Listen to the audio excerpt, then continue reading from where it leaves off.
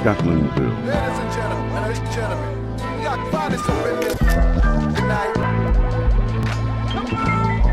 Ladies and gentlemen.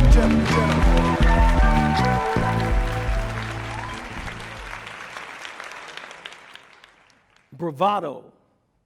It is the show of courage and confidence, especially when unnecessary and in dangerous situations. To make your people, particularly your peers, admire you, give you rank and respect. Bravado is what Jack Johnson used to tune out the noise of 20,000, mostly Caucasians, booing and yelling racial slurs to become the first black heavyweight champion of the world. Bravado is what made Muhammad Ali say, "I ain't got no quarrel with no Viet Cong. No Viet Cong ever called me nigger." Ali was stripped of his heavyweight boxing title for refusing to be inducted into the U.S. military to fight in an unjust war that took the lives of black, brown, red, yellow, and poor white people. Bravado is what made a little black boy named Booker T. Washington, born into slavery, teach himself how to read and write. He hiked miles across several states to attend college. And when he finished college, he was summoned to Alabama to take a newly appropriated teaching job that paid $2,000 a year to educate the newly freed slaves.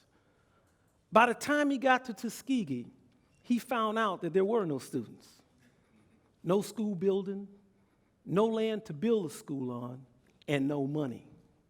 Booker T. Washington immediately began recruiting students, seeking local support, selling the idea of black self-help.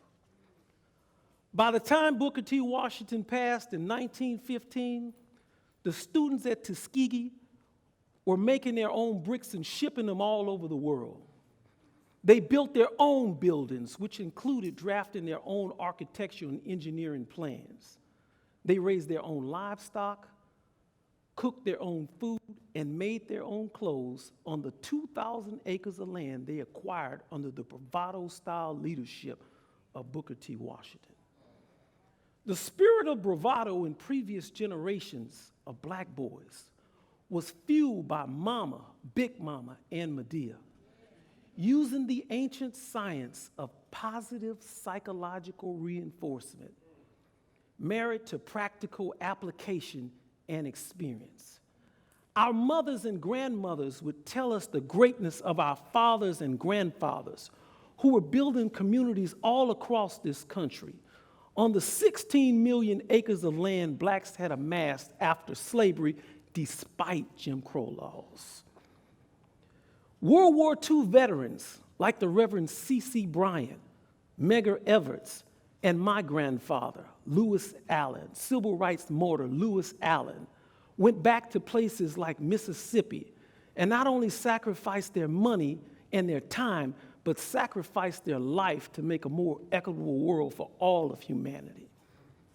I personally can remember going into a newly integrated clothing store with my Mississippi grandmother and watching the cold stares of the white customers and employees. We made it to the checkout counter, and after my grandmother paid, she leaned over my 4-year-old body and whispered a psychological reinforcement into my ear. She said, "Say it loud, I'm black and I'm proud." I screamed out, "I'm black and I'm proud." As we exited the store, the whites in the store were fire red with rage. But that positive psychological reinforcement from my grandmother not only gave me pride, it gave me purpose, and it built bravado. I learned from that moment how to tune out the booing of those in the crowd around me and open up my heart and my ear to the sweet sound of the black woman's voice and her smile.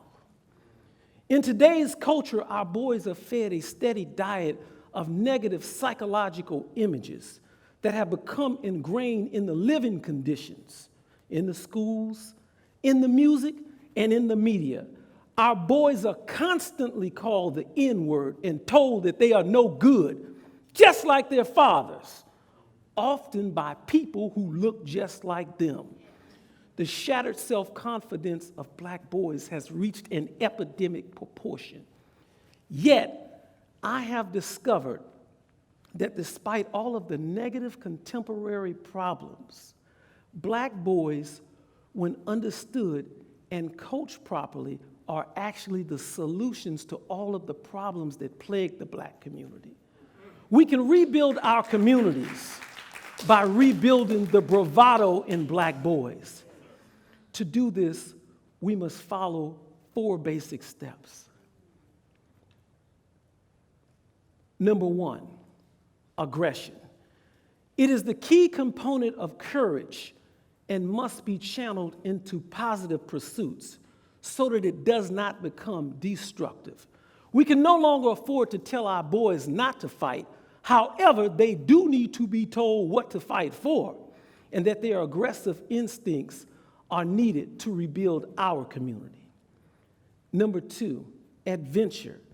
Adventure is the pathway that sparks the fire of learning in our boys because it challenges them to learn while doing, to help solve the problems of today, and to stimulate and motivate black boys properly.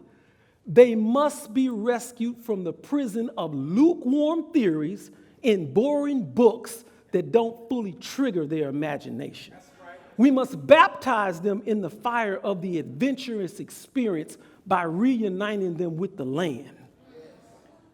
Learning is defined as a relatively permanent change in behavior due to an experience.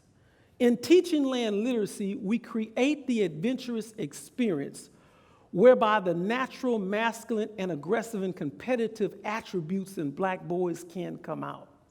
We then channel this energy into hunting, fishing, and farming, and mastery of the building trades, which is the foundation of land literacy.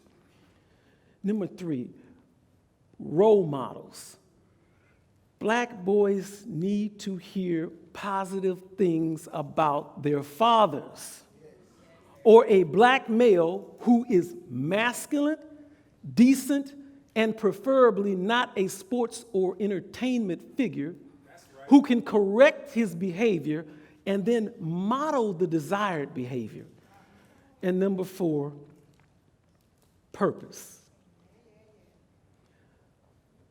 Black boys need to know that they are needed and that we specifically need their skills and talents to rebuild our community.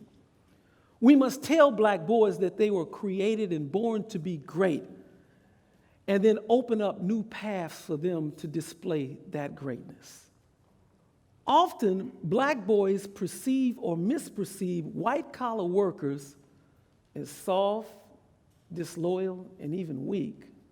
But at the same time, they perceive blue-collar workers as low-wage earners and not very smart. We show them the middle ground that we like to call the black green-collar worker. A black green-collar worker is highly land literate.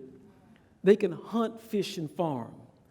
A black green-collar worker is proficient at a minimum of 4 skilled trades that can be used to create multiple streams of income and are necessary to rebuild our communities. A black green-collar worker must own property, which includes a minimum of 40 acres of land and at least 2 pieces of equipment to work the land. Black green-collar workers have a net worth of at least $2 million.